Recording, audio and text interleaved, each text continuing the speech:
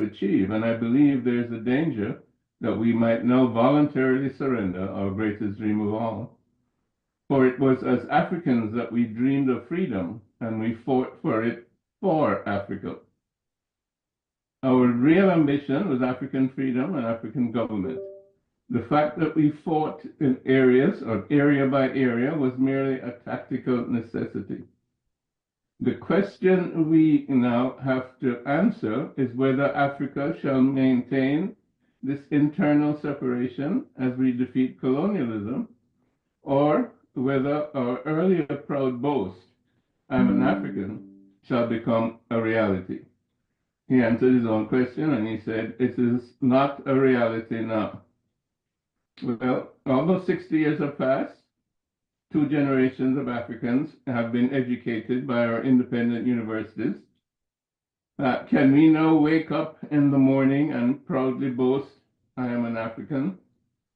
Or do we still say, I'm a Ghanaian, I'm a Nigerian, I'm a Jamaican, I'm a Brazilian, I'm an American, etc.?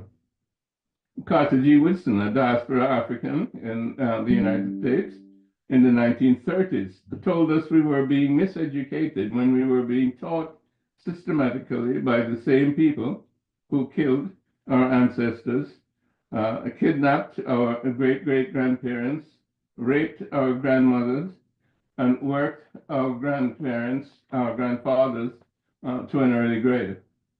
He said the educational system developed in Europe and the Americas and the resultant philosophy and ethics justified slavery, peonage, segregation, lynching, and colonialism.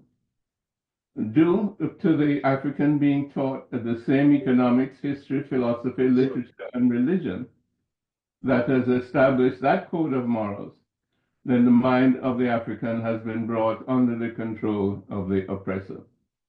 Marcus Garvey, in 1937, in a speech in Halifax, Nova Scotia, said, we're going to emancipate ourselves from mental slavery, because whilst others may free the body, none but ourselves can free the mind. Kwame Nkrumah in 1957 said, we must achieve first the political kingdom. And we have done that. 55 independent countries in Africa, about 15 in the Caribbean, etc. But have we liberated our minds? Marcus Garvey also said, a people without the knowledge of their past history, traditions, and culture is like a tree without roots. Are we rooted in our history, the oldest in the world? Are we rooted in our civilizations and culture, the oldest and most complete in the world? Kush, Nubia, Kemet, Ethiopia, Mali, Ghana, Songhay, Benin, Great Zimbabwe, Manamatapa, and others. Marcus Garvey said, education is the process by which a people are prepared for the creation of their own particular civilization and the achievement of their own glory. All African educational systems, beginning in Kemet, are rooted in the cosmic view of a divine creation with humans as an integral part of that manifestation, as well as its highest expression. The purpose of education, the socialization process, was and is the transformation of the human towards the full expression of his or her divine potential. Matthew Arnold said, civilization is the humanization of man within society.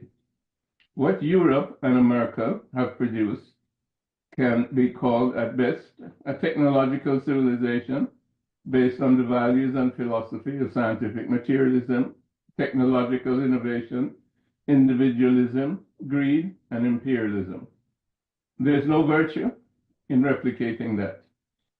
What then of an African educational system fit for the 21st century and the true liberation of all Africans globally? Clearly, that has to be a Pan-African educational system created by Africans for Africans. The Marcus Garvey Institute and the Center for Global Africa will present some of its designs in the panel tomorrow, headed by Dr. Ezra Aharon of the Center for Global Africa. But I do look forward to working with the Association of African Universities, so I will not attempt to delineate those systems here. Returning to Nyerere, he said, the time available for serious thinking about the way forward to Pan-Africanism is limited in the extreme. Who is to keep us active in the struggle towards Pan-Africanism if it is not the professors and students of our universities?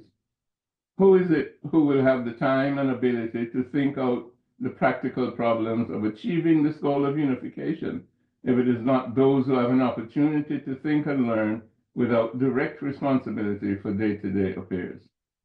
And cannot the universities themselves move in this direction? Share expertise, share certain services, link our intellectual life. Let the universities put proposals before our government and then demand from the politicians a reasoned answer based on African unity. The current crisis of Africa is a crisis of the mind, of miseducation and lack of education of our youth. So we are responsible for the education of our youth to give us a new African conscious of his divine purpose. New leadership conscious that their purpose is to serve their people and thus introduce a new Africa that can sit at the table of nations in sovereign splendor and demonstrate those lessons of civilized living that produce freedom, justice, prosperity, and mutual respect for human dignity and national sovereignty. The future of Africa is in your hands. May you understand your duty and accomplish your task. One God, one aim, one destiny. Thank you so much. Thank you very much for that powerful message.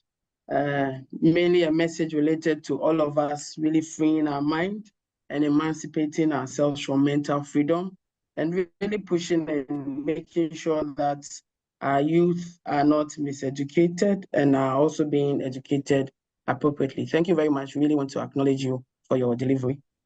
Maybe whilst we wait for some of our speakers to join shortly, we would leverage the time by going through and really inspiring ourselves about the key focus areas of the AAU. The Association of African Universities launched its strategic plan in August this year. And during the launch, it outlined what would be its key strategic focus for the period 2024 to 2030.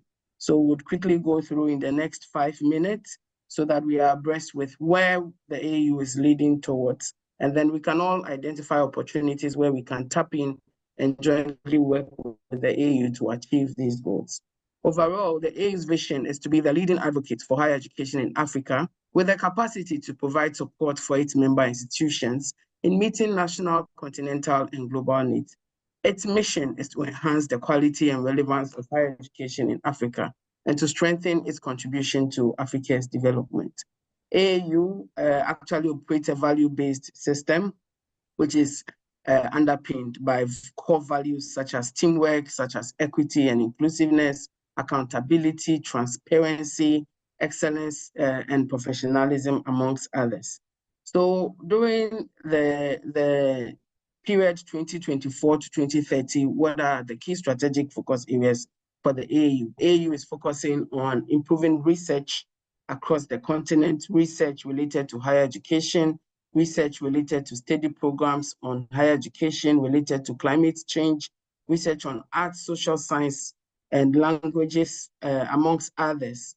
AU is also working strongly within this period to improve higher education access and mobility, and therefore it would continue to implement and strengthen some of its programs, such as the Staff Exchange Program, Youth Mobility Schemes, Staff Mobility Schemes, the Study in Africa Program, amongst others. AU is also a very highly responsive institution, and therefore it would be focusing on issues related to responding to emerging issues such as artificial intelligence and machine learning, emerging issues in arts, culture, and social sciences, emerging issues related to digital skills development, amongst others. It would also focus on higher education capacity building and empowerment, And this is a strong area that the association is noted for globally in terms of capacitating stakeholders from African universities with a requisite skill to be able to lead and manage higher education institutions effectively. It would also be implementing various webinars and MOOCs as it has been doing. It would continue to train in areas such as ICT and digital skills, promoting regional integration amongst a host of others as well. AAU happens to be the regional facilitation unit for the African Higher Education Centers of Excellence, a specific project funded by the World Bank. Beyond the World Bank's funding, the AAU would continue to champion this concept of Africa Higher Education Centers, as it's been a very shining example of a project or an activity through which higher education institutions across the continent are improving the quality of the research that are being undertaken, as well as improving and strengthening university industry linkages. Through this activity, a number of institutions have been able to secure accreditations from both international institutions, and they've been able to strengthen the programs that are being run. A number of students have also attained scholarship under which they have been trained in various PhD and master programs. So the AU continue to champion this Africa Higher Education Centers of Excellence initiative and concept. The association would also be focusing on building the African higher education space. Issues related to quality assurance and accreditation are prime on the agenda of the association. Issues related to digitalization and data collection. We actually realize the issue of data is a major problem as far as Africa is concerned, being able to keep data and statistics in a manner that we can use effectively to make predictions, to make projections, and to guide our decision-making is a major challenge. And therefore, the AU is seeking to strengthen this through its various initiatives. It would also continue to work with universities to promote the teaching, learning, research, and community engagement aspect of institutions. AU is also strongly focusing on aspects related to its diaspora. And as we know, it has regional offices in other countries as well. For instance, this year it's launched its Europe regional office, which is hosted by the University of Nottingham. And through its offices, the AU is seeking to strengthen its diaspora program. It will be putting together a compendium of African academicians in the diaspora, for instance.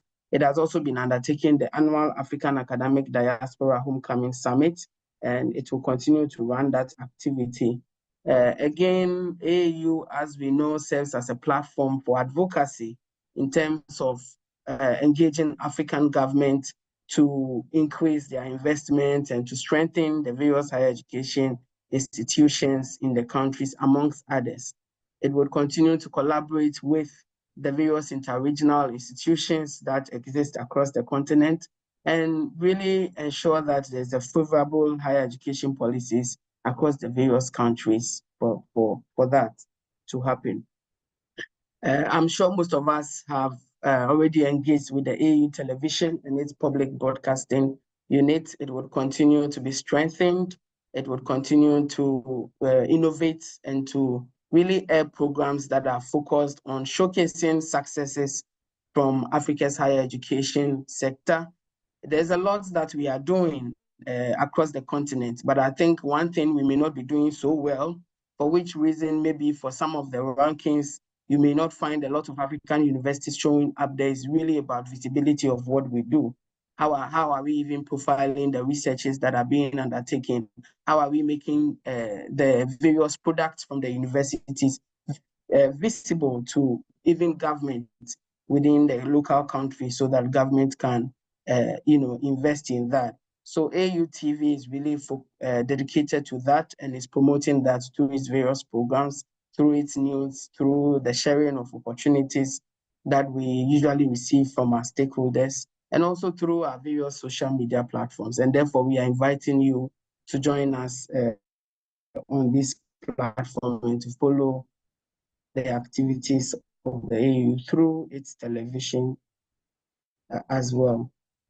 AAU, as we all see, and would focus on strengthening these collaborations and networking activities that exist.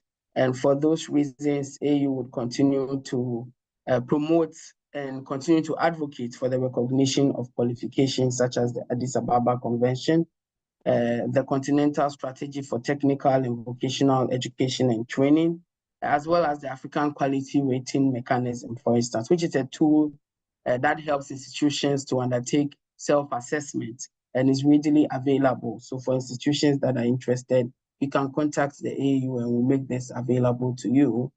And then another area of the AAU within the period 2024 to 2030 relates to African Research, Innovation and Development Network. This is a platform that has been created and which has been formed to bring researchers together. Researchers that are in similar themes and in similar fields can connect with each other. We really need that level of engagement across the continent so that we can help respond to the needs, the most pressing needs of the continent. So AFRID has been created to promote the networking of African researchers, to promote the branding and visibility of African universities, as well as the Study in Africa program, which is seeking to make Africa be the destination of choice for Africans and for others in the diaspora. So people would not be in a hurry to move outside the continent, which also causes brain drain, but people would be interested in studying on the continent. So that would be all as far as trying to brief us about the key focus areas. I'm sure we've identified some specific areas that we may be interested. Please feel free to join the association anytime and to make inquiries and to want to partner with us on any of those. Without further ado, at this point, I would like to invite Professor Bakri Osman Said, President of the AAU Governing Board, for his official welcome remarks. Thank you all for your attention. Prof, over to you, please, if you are connected.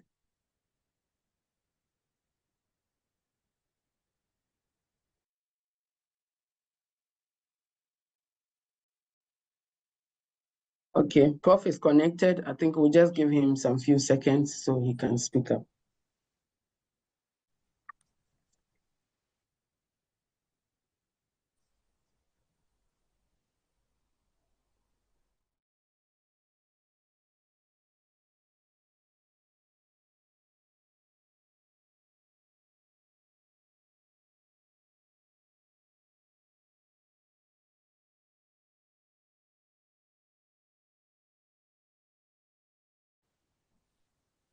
Of national level, cross country level.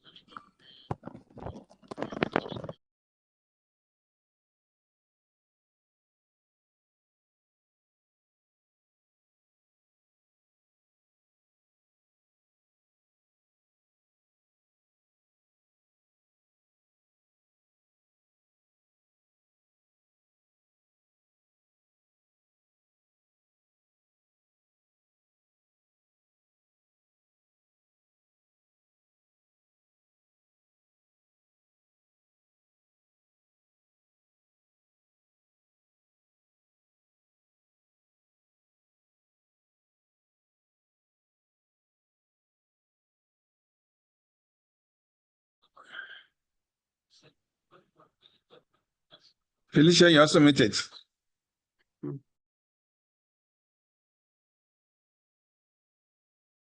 Next item on the agenda after Prof's address would be the keynote presentation by the Secretary General. Okay, Prof has joined. So you can hear me now? Prof, yes, please.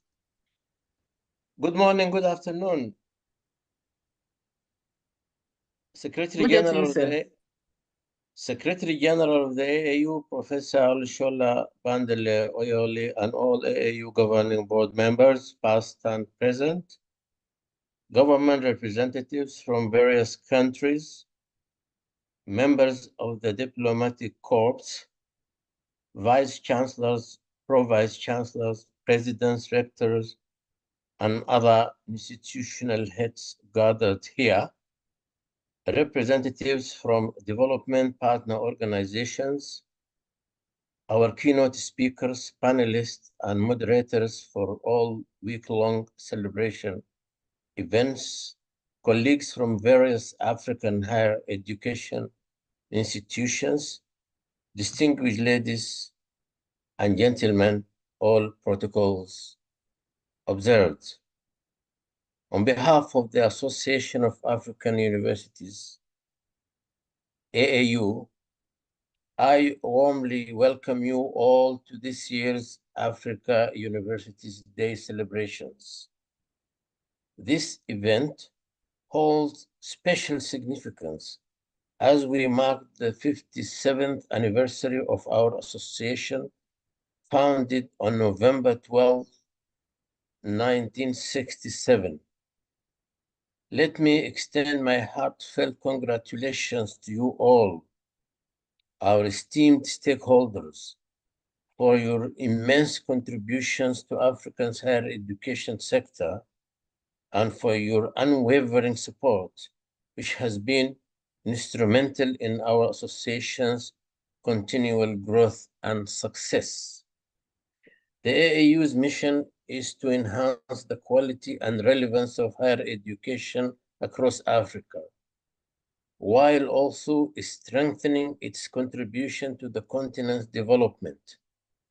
We are committed to supporting the core functions of higher education institutions, fostering collaboration among African higher education institutions, and providing a platform to discuss emerging issues in African higher education, as well as championing the interests of higher education across the continent. In recognition of the founding of the AAU, Africa Universities Day has been observed annually since 2006, providing a unique platform for critical dialogue among stakeholders on key issues impacting higher education in Africa. This day is also dedicated to celebrating the achievements of higher education institutions across the continent and highlighting their contribution to Africa's development. Today is more than just a commemoration. It is a call to action for all of us who are dedicated to the empowerment, enlightenment, and advancement of African youth through higher education.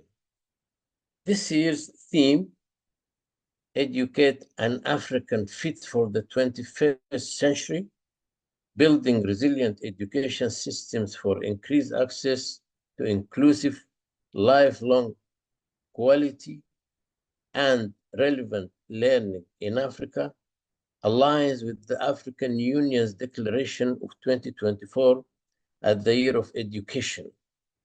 This milestone highlights the urgent need to tackle the challenges we face across the educational landscape. Together, let us continue to strive to build systems that equip our youth with the skills, knowledge, and values they need to shape the continent's future.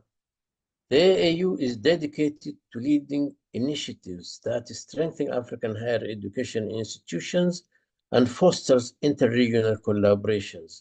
We have been working closely with various development partners to promote innovative financing solutions and digital transformation across higher education institutions. These efforts are essential in enhancing research capacity, providing scholarships, and improving infrastructure, all of which contribute to stronger and more resilient institutions. They also align with the broader objectives of the African Union's CESA 1625 strategy and the United Nations Education 2030 Framework for Action, which both emphasize inclusive, equitable, and quality education for all. Our task now is to build resilient education systems that adapt to the rapidly evolving demands of the 21st century. We must focus on bridging gaps in equity and inclusion, particularly for girls, children, and rural areas, those with disabilities, and communities in conflict-affected regions. While the challenges are significant, the opportunities for collaboration are equally promising. I am proud to say that the Association of African Universities has long fostered partnerships that drive our mission forward. Our collaborations with the African Union Commission, UNESCO, and other global bodies allow us to leverage expertise, resources, and innovative financing to support African education systems. We encourage interregional dialogues, which is why this year's celebration of Africa Universities Day includes sessions with partners from our various regional offices, as well as the African Union, Taylor and Francis, Ethical Data Institute, and Afrobarometer. Such connections not only widen our perspectives, but enable us to adopt best practices and lessons learned to benefit Africa's education. Looking ahead, it is with great anticipation that I announce our upcoming General Conference in Morocco, slated for July 2025, a gathering of higher education leaders, policymakers, and stakeholders across Africa and beyond. The General Conference will provide a platform to address pressing issues, share success stories, and form partnerships that will shape the future of African higher education. I warmly invite all stakeholders to join us in Morocco as we chart a transformative path forward. Further information and updates regarding this pivotal conference will soon be shared across the AAU's various communication channels, including the websites. I extend a special invitation to you all to participate in the remaining events scheduled this week, from tomorrow through Friday, in commemoration of the African Universities Day celebration. For institutions that have not yet joined the AAU, we warmly invite you to become members of our prestigious association. By joining forces with other higher education institutions across the continent, we can collaboratively implement programs and forward-looking education systems. We can educate an African truly fit for the 21st century, an African equipped to lead, innovate, and inspire. Let us seize this moment to make transformative progress, not only for the generations of today, but for those yet to come. On this note, I wish us all a successful Africa University. Thank you very much for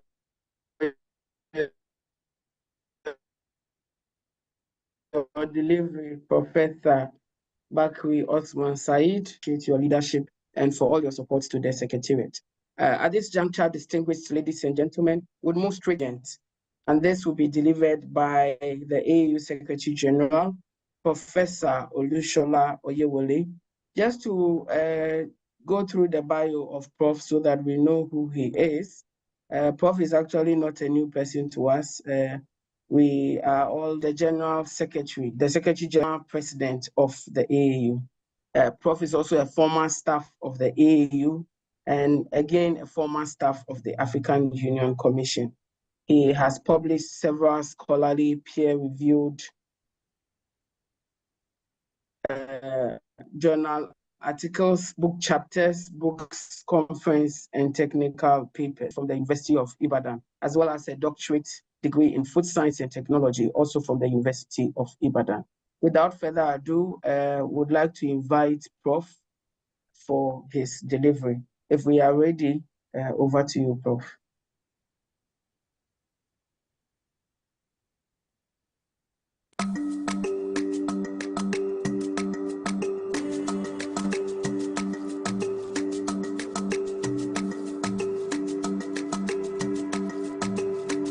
I bring you greetings.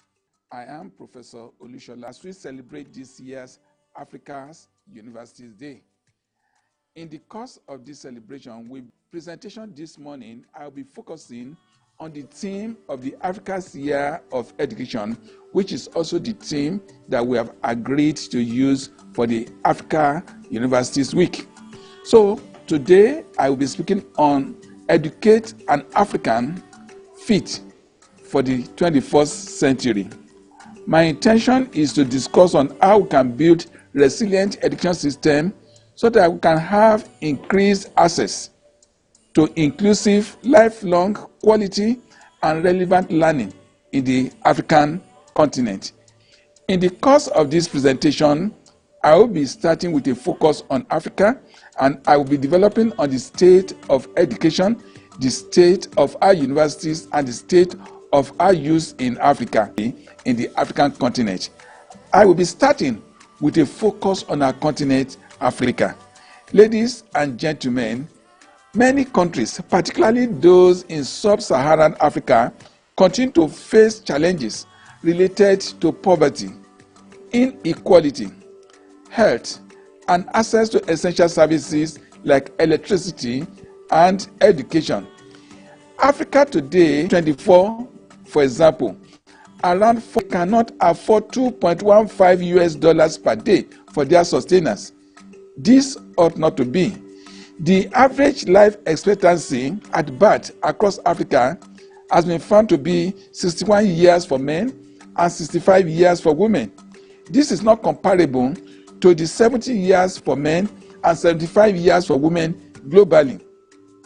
Today in Africa, over 300 million people do not have access to clean water. In Africa today, over 1/3 of the population is malnourished, and less than half of the population have access to doctors or hospitals. I know that Africa is a country that is highly endowed naturally, but despite our natural endowment, Africa is still poor. We do little with in 1960 when many of them started getting independent. We need to change this trend. Many African countries still lack, not what it should be yet in the African continent. What of the healthcare in Africa? Epidemic diseases are killing African people in a very huge number. Unfortunately, funding for health research and funding for mosquito through malaria still kill a large number of people in the African continent. Our people are still suffering from cholera, and cases of AIDS, acquired immune deficiency syndrome, is still growing within the African continent. These are things that we need to arrest in our continent. Ladies and gentlemen, maternal mortality rate is still not encouraging in the African continent. This is the number of maternal deaths per 100,000 live births in our continent. For example, for South Sudan, we still have recorded about 1,150 deaths per 100,000 live births. For Sierra Leone, it's about 1,120. For Chad, it's about 1,140. But I'm glad to note that some countries are still doing well. Countries like Tunisia, with just 46 deaths per 100,000 live births. Egypt, 37. Mauritius, 53. What can we do to help us to have lower maternal mortality rates in the African continent? This is the part of the challenges that we need to address as the people of Africa. What of infant mortality rate? This is the number of infant deaths under 1 year of age per 1,000 live births. The figures is still high in Africa, with 84 births per 1,000 deaths per 1,000 live births recorded for Central Africa, and for Somalia, for example, it's about 78. Nigeria is about 69. But good enough. There are still some countries with low infant mortality rates in Africa, countries like Tunisia, Egypt, Algeria, and even South Africa. I hope that as Africans, let us see what we can do to improve the health of our people. A very important concern to those of us in Africa is our access to electricity. And it's been found that some countries are good. They have good access to electricity. Countries like Egypt, Tunisia, South Africa, Algeria. But ladies and gentlemen, there are countries like Chad with just 11% 11% of the population having access to electricity. What of South Sudan? Just 7%. Burkina Faso, 18%. We need to make a change on this. I'm glad to know that one area where Africa has recorded a good report is in terms of internet penetration, which has been found to be from between 60 to even 90 in African countries, due to the large interest of our young people in internet facilities. Let's now leave that and look at the state of education in Africa. Ladies and gentlemen, Africa's gross enrollment in tertiary education is still rather low, just about 13, compared to about 70% in USA. Higher education in Africa is still fashioned after our colonial legacies. Many years after independence, learning and teaching in many African countries is still teacher-centered, and we have infrastructure deficiencies in many of our schools. Ladies and gentlemen, our educational system is still bedeviled with high cost of energy, high cost of data, which is also limiting our ability to access the benefits of internet in many African countries.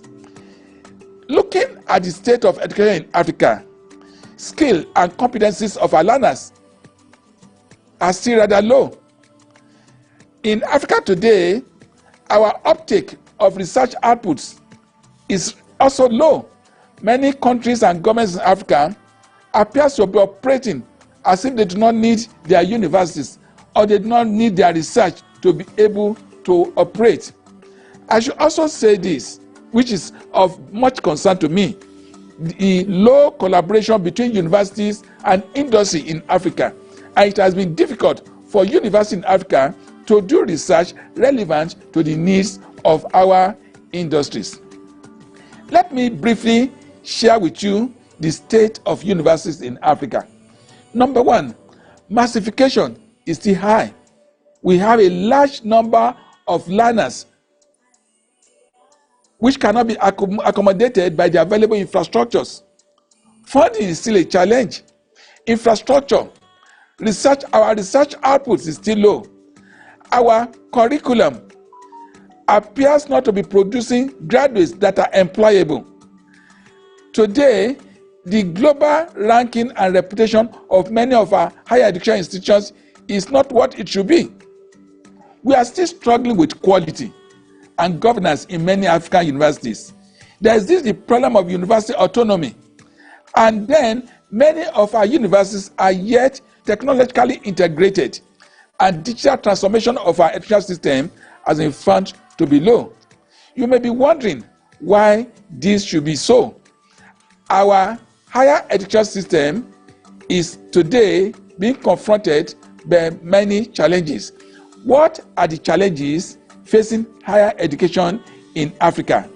Number one is access.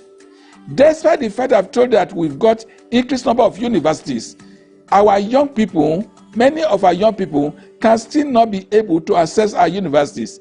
Many students from rural areas or marginalized communities are facing challenges in gaining admission. Probably they cannot even afford it. Today, we have limited access to schools and educational infrastructures, especially in our rural areas. Go to many of our institutions, overcrowded classrooms with limited teaching facilities, non-availability of qualified educators. These are the things affecting our education system. We still have low access for girls. We still have low access for people with disabilities and also for people from marginalized communities. We need to change this. Another major challenge facing higher education in Africa is the challenge of quality. Quality refers to an education system that ensures that all learners acquire the knowledge, skills, values, and attitudes necessary to live fulfilling lives that will contribute to the society and adapt to the changing needs of our world. Ladies and gentlemen, some of the key components that we require for quality education in Africa is still lacking. These include qualified teachers, safe and inclusive learning environment, appropriate student engagement, and access to resources for quality education. We still have challenges with all this. The third challenge that is facing many of our higher education systems today is that of inadequate infrastructure and resources. Many institutions still lack physical materials for both the learners and the students. You'll be surprised that there are people in some marginalized communities where the learners do not have access to book, paper, laboratories, even light. We do not have enough classrooms, and the insufficient resources that we need to meet adequate learning is still there facing many of us. And when you look at all these things, the quality of education suffers as a result, with insufficient faculty to student ratios and our facilities being overburdened. Ladies and gentlemen, the fourth major challenge facing higher education in Africa is that of irrelevant curricula. Looking at the curricula of many of our institutions today is still a mixture of colonial models with some nationalistic inputs. Today, the curricula of many universities cannot input in our learners the required skills and competencies that are needed for today. Indeed, universities in Africa will need to review their curricula in order to be able to produce the graduates fit for the 21st century. I am also aware that an important challenge that is facing many universities in Africa is that of staffing. In many institutions, we have faculty shortages, and many of our professors and lecturers are poorly paid, and they've not been able to put in their best. There's a challenge of flight of qualified manpower in Africa today, because many of our professors are leaving the continent for other countries where they are better appreciated. There's a lack of incentives for high academic and research performance in the continent, and this is affecting the research outputs of many of our lecturers. I've mentioned earlier on the problem of massification, where the students have overwhelmed the available infrastructures in many universities. In fact, the quality of education often suffers as a result with insufficient faculty to student ratios and our facilities being overburdened. I know that many of you listening to me today know that African universities are not having the required funding for their research efforts. It's so unfortunate that most of the research funding in African universities today come from international sources. The domestic research budgets are very low. As a result, African universities still continue to do researches that are not relevant directly to Africa's development. Ladies and gentlemen, another important challenge facing universities in Africa is that of governance and management. We are having weak governance structure. Academic freedom is not being allowed in many institutions, and unfortunately, corruption, lack of integrity in financial management in our institutions is still a big challenge for many institutions. Our universities continue to face challenges connected with low technological integration. We are still divided digitally. E-learning infrastructure in Africa is still low. I will also mention that many of our universities are still weak in internationalizing, to the extent that our ability to globally compete with other institutions beyond Africa is not encouraging. Africa today is still struggling with barriers connected with language and culture. These are the issues that we need to directly confront in Africa if we want to build the graduates that are fit for the 21st century. Many countries in Africa still need to deal with political instability and conflicts that are disrupting learning in their various countries. In Africa today, our young people still face challenges with having required support for their learning, and then ability of our countries to support our young people, support our universities to meet up with digital developments in the world is still rather poor. I will say conclusively that regional disintegration in Africa is still high. There is poor collaboration and partnership among our institutions to the extent that we are still divided based on our colonial past. This should not be, because for us to develop in Africa, education is very important. Education is important because it serves as a powerful driver of economic growth, social progress, and political stability in the continent. Let me share with us the thoughts of two great Africans on the issue of education. The first person is Nelson Mandela, and I quote him. He said, "Education is the most powerful weapon which you can use to change the world," unquote. Another great African that spoke about the importance of education happened to be Kofi Annan, the former Secretary General of the United Nations, who said, "The universities must become a primary tool for Africa's development in the new century." Universities can help to develop Africa's expertise. They can enhance the analysis of Africa's problem, and they can strengthen domestic institutions, serve as a model of environment for the practice of good governance, unquote. Ladies and gentlemen, for Africa to develop, education is very important. What are the importance of education to Africa development? Number one, education promotes economic growth and helps in reducing poverty. When you look at education, it's the means by which we develop our human capital. It is the means by which we empower our people to earn more than they earned before. It's the means by which we create jobs. Number two importance of education is that education helps us to improve our health outcomes. For example, I've told you about the challenge of reducing critical care during pregnancy and for their children, leading to reduction in infant and child mortality rates. Education is also very important in reducing some diseases, preventive role in increasing awareness about health issues such as HIV/AIDS, malaria, and other diseases.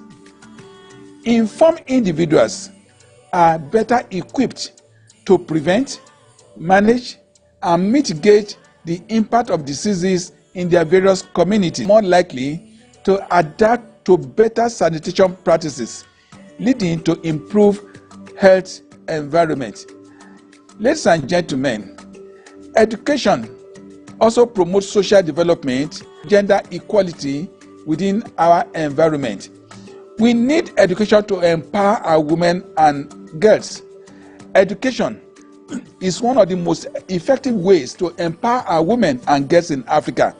When our girls receive quality education, they are more likely to delay marriage, have fewer children, and take part in economic and political decision making. Education will help us to reduce this big problem in Africa, the problem of gender inequality in Africa. It has been found out that education can help us to reduce the problem of political instability within our continent through education. We need to reduce conflicts among our people, and we also need to develop leaders that can help to produce good governance for our continent.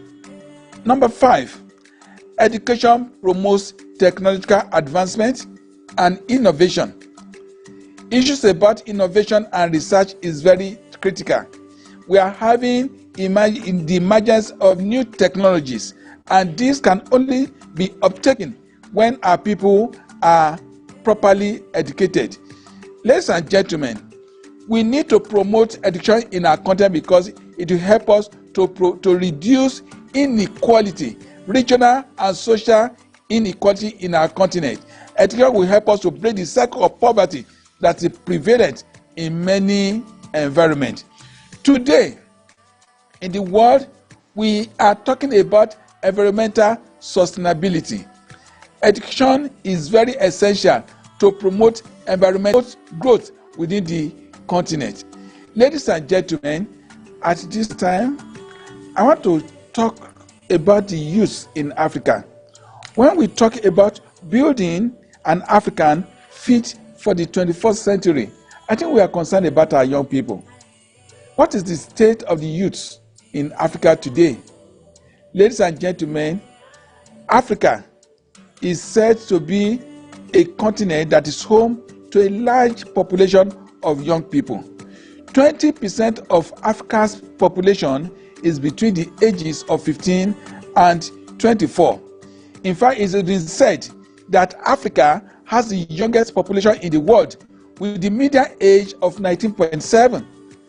By 2015, it is speculated that the population of Africa today will have increased by 50%. So what we are saying is that Africa is home to the youngest population globally, with over 60% of our population under the age of 25. So if we are talking about developing the African continent, if we are talking about building the Africa fit for the 21st century, I think we should be concerned about the youth of Africa. As I've said earlier on, Africa is home to the youngest population globally, with over 60% of our population under the age of 25. By 2050, it is projected that African youth will constitute almost a quarter, about 1 billion people, to the world population by 2050. Most of them are young people. Ladies and gentlemen, today, the situation of our youth need to be changed. 40% of African youth are unemployed. 60% of African youth still live on less than $2 per day. 30% of African youths have no access to education. And 70% of the youth of Africa, they live in the rural areas where development has not reached. And that is why I need to mention that our universities have important roles to play at this stage of Africa's development. Today, many of our young people are still being marginalized or excluded from political activities. Youth unemployment is very high because of the skill gaps that have been found among our young people. And African young people are migrating out of our continent this should not be. Ladies and gentlemen, the large population of young people in Africa, if well managed, can empower development in the African continent.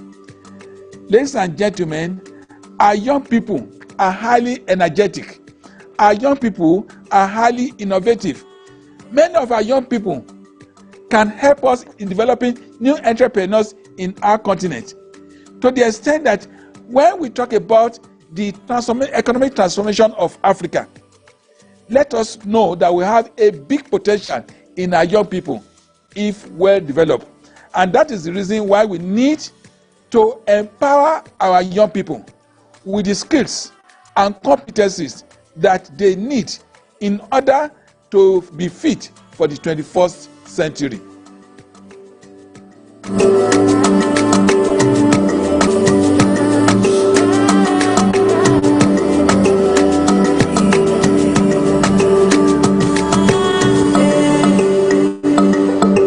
Ladies and gentlemen, For us to be able to talk on how to educate an African fit for the 21st century, it will be very important for us to consider the skills and competencies that should be possessed by the African graduates that will be fit for the 21st century.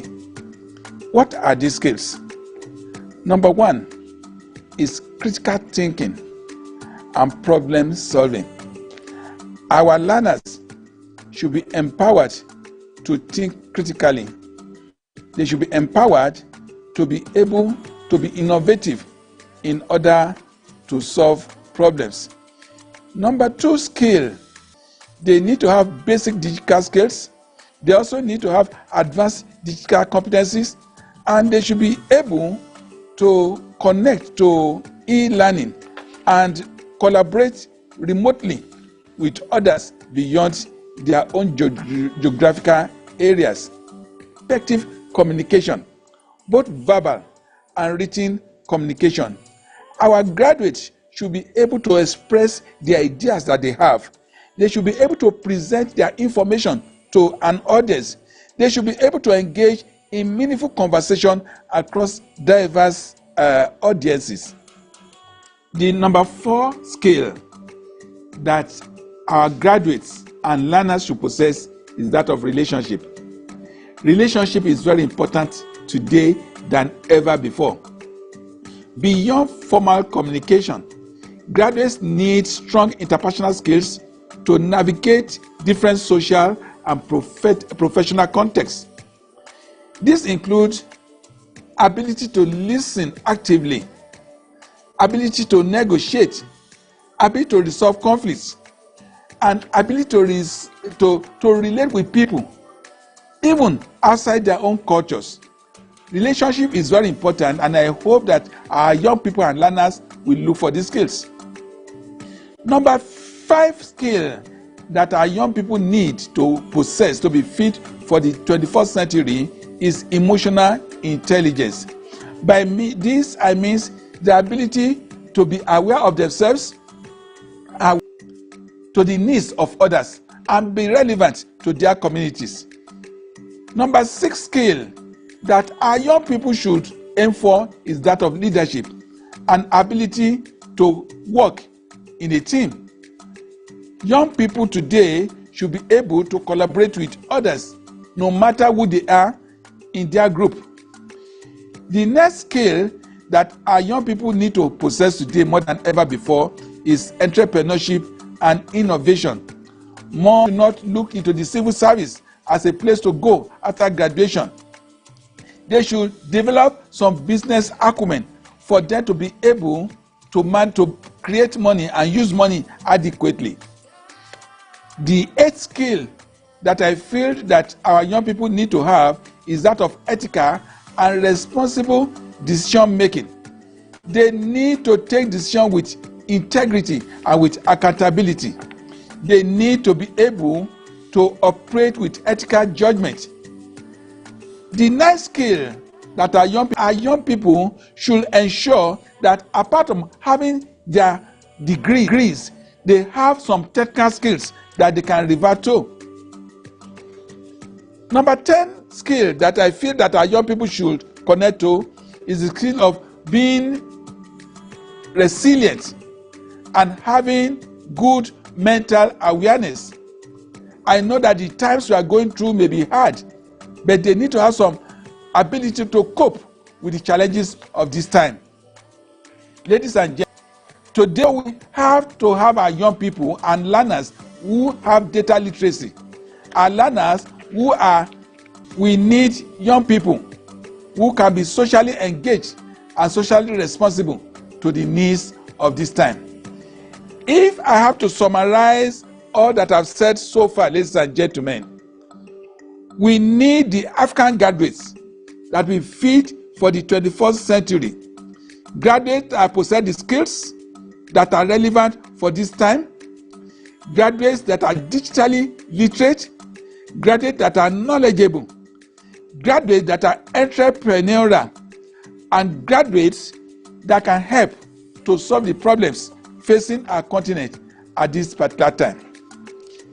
Finally, ladies and gentlemen, what are the strategies that we need to put in place for building the graduates that fits for the 21st century? Firstly, number one, our universities need to change or revise their curricula. They need to mount courses with learning outcomes that can help our young people to possess the skills and competencies that I've shared with you before now. Our curricula needs to be revised to meet the needs of our market and the needs of the industry.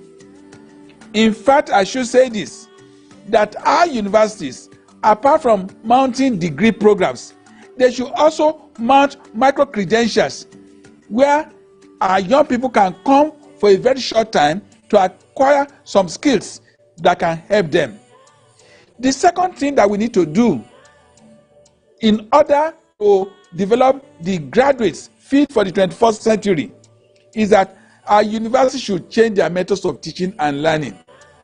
For so many years, our teaching and learning has been teacher-centered to the extent that we've not been able to evolve the innovation inherent in our learners. Let our teaching and learning process become learner-centered.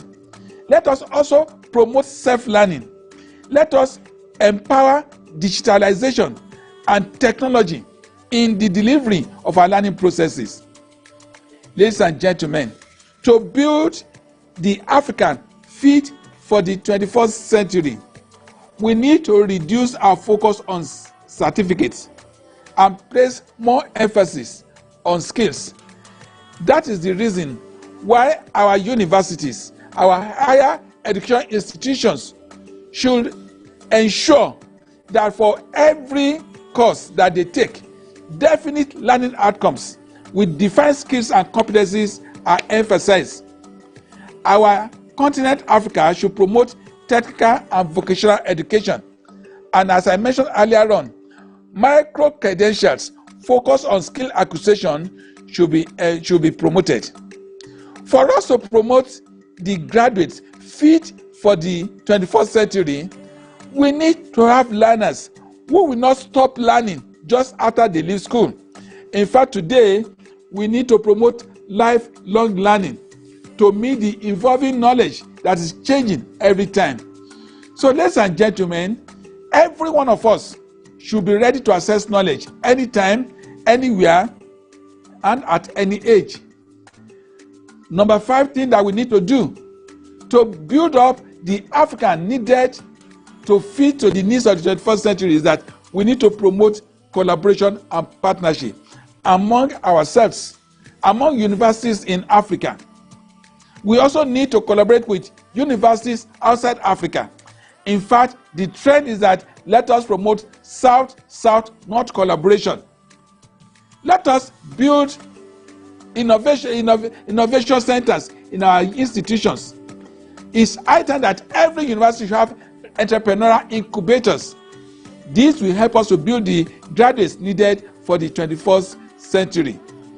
In concluding, ladies and gentlemen, what I'm saying is this: we can build the graduates fit for the 21st century, but universities and institutions in Africa need to revise and decolonize our curricula. Let us promote micro-credentials for skill acquisition.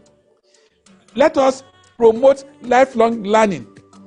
Let our institutions start to collaborate with the industry in developing the curricula that will fit the needs of our industries.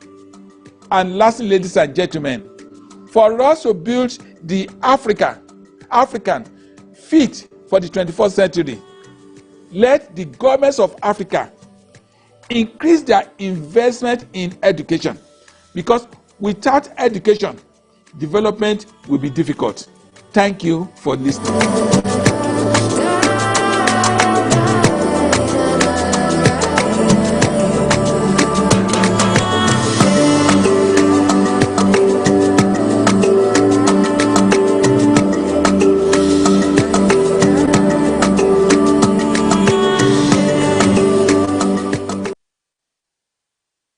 Thank you very much.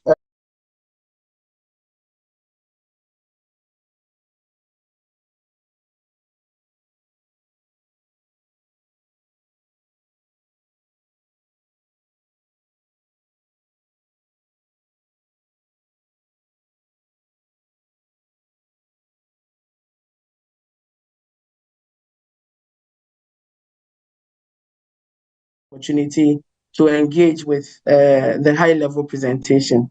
You would agree with me that this presentation is really packed and there were a lot of issues that need to be discussed. And therefore, we have two discussants who would be unpacking it for us, who would be engaging with the key themes that have been raised.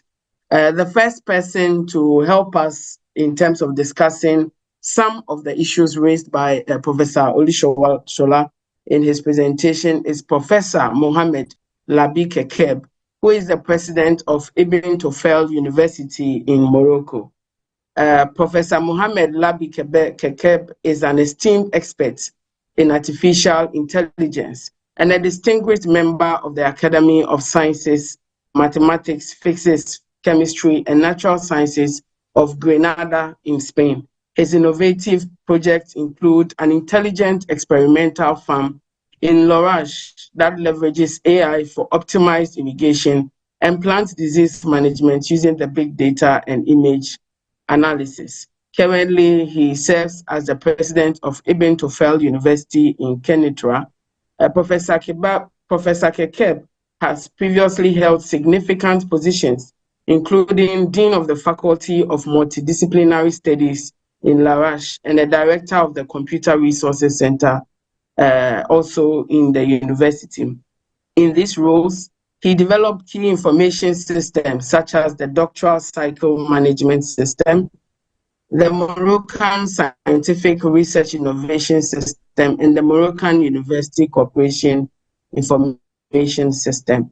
Internationally, Professor Kekeb has chaired the Global Scientific Council of the French-speaking University Agency, AUF, which is the largest global university network with over 1,000 member institutions across 5 continents. He earned his PhD from the University of Granada, Spain in 1993, and has authored over 200 indexed books and scientific publications, as well as supervised numerous theses in material physics, information systems, and artificial intelligence. If Professor Kekeb is connected, Prof, I would like to see you. And let's note that Prof may be speaking French based on his language of preference. As I indicated, there's the interpretation option that is available to us, so we can get ready to tune in to listen from there if Prof speaks French. Our first question to Prof would be to try and get a sense of his general impressions following the presentation. So we'd like him to please share his general impressions and reflections on the keynote address in terms of telling us what stood out for him and what he generally thinks about the presentation just made by Professor Olusola Oyewole. Prof, you have the floor if you are connected. Thank you very much. Good morning, everybody, ladies and gentlemen. I'm honored to have been invited to the official celebration of the African Universities Days. It is a privilege to address you on this special occasion. I would also like to express my deep appreciation for the inspiring presentation by the Secretary General of the AAU. His talk was particularly enlightening and provoked deep reflection on the future of education in Africa. It's true, despite our progress, we must acknowledge that the challenge is far from being one in Africa. The figure reminds us the magnitude of the issue: poverty, economic challenge, health problems, and insufficient access to electricity and the internet. These realities compel us to redouble our effort to turn these challenges into opportunities for our continent. Thank you very much. We'll move on to then invite the next discussant as well, in the person of full Professor Ferrari Meyers, who holds a PhD in French and Francophone literature, autofiction and autobiography, and she has 4 MA degrees, MA in linguistics, English, LLM, as well as others. And she has a strong track record in teacher development in Southern African context and expertise in the area of blended distance and e-learning and teaching. Her research interests are varied from teacher training, ODL, open education, open schooling, teacher professional development, artificial intelligence, online facilitation, among others.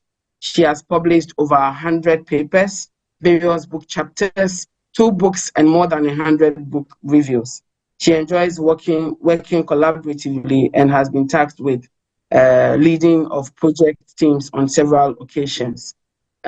She works with the Institute of Distance Education, University of Eswatini in Eswatini, and is a research fellow at the University of Free State, South Africa. If Professor Ferrari Meyers is connected, would equally want to invite you and to hear about your general impressions and reflections following Professor Olushola Oyewale's keynote address. Thank you very much for that lovely introduction. It's a real honor for me as well to be here with all of you today on this special occasion. And let me start by saying that I have really appreciated and enjoyed the keynote address by Professor Oyewale. It was both insightful and very thought-provoking, and it highlighted really the critical issues that we all face in African education and development. For me, one of the standout moments was the emphasis on the role of the youth in shaping Africa's and funding opportunities, specifically aimed at encouraging young faculty members, but